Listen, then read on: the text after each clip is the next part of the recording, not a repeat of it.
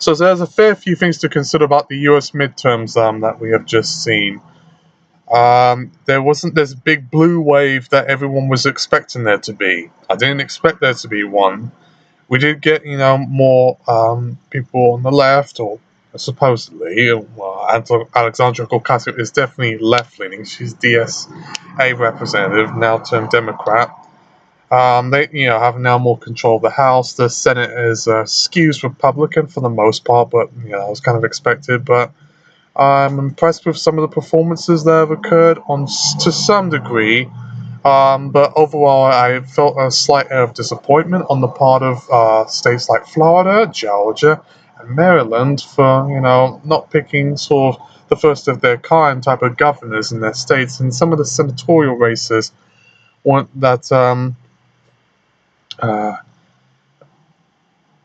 much as I would have wanted it to be. It didn't turn out the way as I would have planned it. Tennessee, on the other hand, I kind of was expecting that Marsha Blackburn to win over Phil Bredesen. Bredesen, right? I mean, Tennessee could have picked someone a bit more fresh, of a fresher face than someone who was an incumbent and also ran as a governor before. It's like picking Edmund Gerald Brown in California. They picked Gavin Newsom just recently. It just doesn't really make it all that interesting. It just makes it kind of dull. Just dull.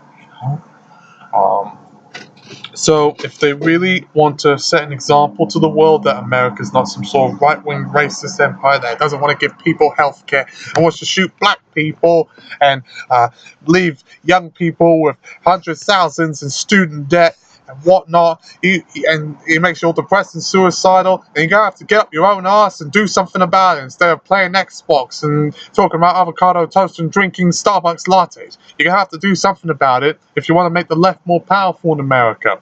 But you also have to remember as well, most Americans are left-leaning. They're fairly conservative. In fact, it's actually one of the most conservative developed countries in the world. Probably the country more conservative in terms of developed or first world state than America would probably be Singapore, because they're fairly capitalist, or Hong Kong as well, but they're also very successful economies, but they're also not willing to give up too much on social services, and also socially quite religious to some certain extent. So this is my warning video to just anyone who voted Democrat. You're going to have to be a bit more realistic about your prospects. And in 2020, you can't just sit idly by and wait for there to be just, a blue wave will happen. You're going to have to be active to do it. I'm glad to see there was some sort of activity going on, and voter turnout was stronger than usual compared to previous midterms, on par with a lot of the marketing campaigns done by celebrities. Google was advertising it, saying, go out and vote,